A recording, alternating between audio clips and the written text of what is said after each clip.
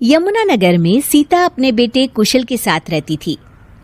बेटे कुशल के बड़े हो जाने पर वो उसकी शादी पास ही के गांव की एक लड़की खुशी से करवा देती है। बहू, तुझ जैसी खूबसूरत बहू तो इस पूरी सोसाइटी में किसी की नहीं। बस अब तू इस घर की सारी जिम्मेदारी उठा ले तो मेरी चिंता खत्म। ये ले इस घर की चाबी, अब से ये तेरे हवाले। माँ जी, आप चिंता मत कीजिए, मैं इस घर का पूरा ध्यान रखूंगी। देखिएगा, आपको शिकायत करने का भी कोई मौका नहीं मिलेगा। मैं आपके लिए गाजर का हलवा बनाकर लाती हूँ। शादी के कुछ ही दिन बाद खुशी के तेवर बदलने लगते हैं।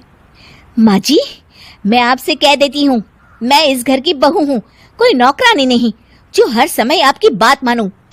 बहू, मैं तो बस ये कह रही थी कि तू हर समय फोन पर ये किससे बात करती रहती है।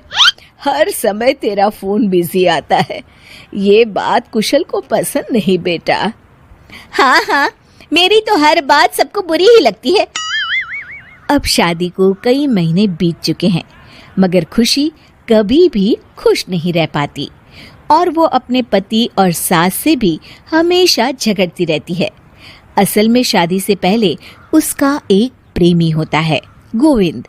वो उससे आज भी छुप छुप कर मिलती है। गोविंद, मैं अपने पति और सास के साथ खुश नहीं हूँ, चलो ना हम भाग जाते हैं।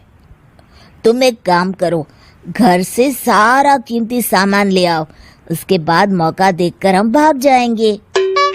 खुशी के पति और सास उसे बहुत प्यार करते हैं, मगर खुशी फिर भी उन्हें धोखा देती है और धीरे धीरे अपने घर से कीमती सामान को चोरी करके गोविंद को देने लगती है।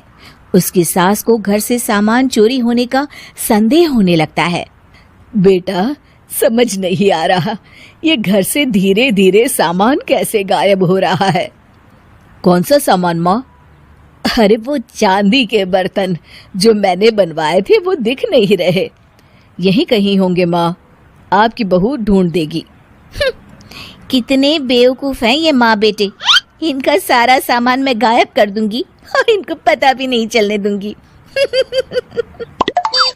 और इस तरह से धीरे धीरे खुशी घर का सारा कीमती सामान चोरी करके गोविंद के पास रखवा देती है और कुछ महीनों बाद उनके पास बहुत कीमती सामान इकट्ठा हो जाता है और दोनों भागने की योजना बनाते हैं। खुशी, आज रात को आधी रात होते ही तुम अपने घर से भाग कर आ जाना। मैं गांव के पुराने बस स्टैंड पर तुम्हारा इंतजार करूंगा। ठीक है। खुशी अपने कपड़े और गहनों की पोटली बांधकर पुराने बस अड्डे पर पहुंच जाती है और देखती है कि वहां तो कोई भी नहीं है। खुशी कुछ घंटे वहीं खड़ी रहती है और फिर गोविंद के कमरे पर जाती है। वहां पर भी बड़ा सा ताला लगा होता है। हे भगवान, कहीं गोविंद मुझे धोखा देकर भाग तो नहीं गया। अब मैं क्या करूंगी? खुशी फूट फूट के रो रही होती है। तभी पीछे से उसका पति सारे गहनों की पोटली लेकर आ जाता है। आप यहाँ? हाँ, मैंने गोविंद को गांव छोड़ने से पहले पकड़ लिया था और ये सारे गहने भी उससे ले लिए।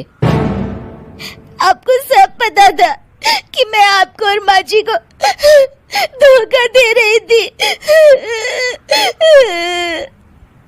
हाँ, मगर मुझे ये भी पता था कि गोविंद अच्छा इंसान नहीं है।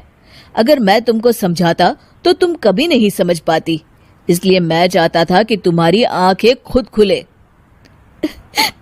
मुझे माफ कर दीजिए। कोई बात नहीं खुशी, मगर हमेशा ये याद रखना कि तुम्हारे अपने कभी भी तुम्हें धोखा नहीं देंगे। माँ और मैं तुम्हें बहुत प्यार करते हैं और हम दोनों चाहते हैं कि खुशी खुशी खुशी हमारे घर रहे, क्योंकि तुम ही तो हमारी खुशी हो। हाँ, मैं आज के बाद आपको और माँ जी को कभी निराश नहीं करूंगी। दोस्तों, हमें उम्मीद है कि आपको हमारी ये कहानी पसंद आई होगी। कृपया हमारे चैनल को सब्सक्राइब करें और सभी अपडेट्स के लिए बेल आइकन जरूर दबाएं।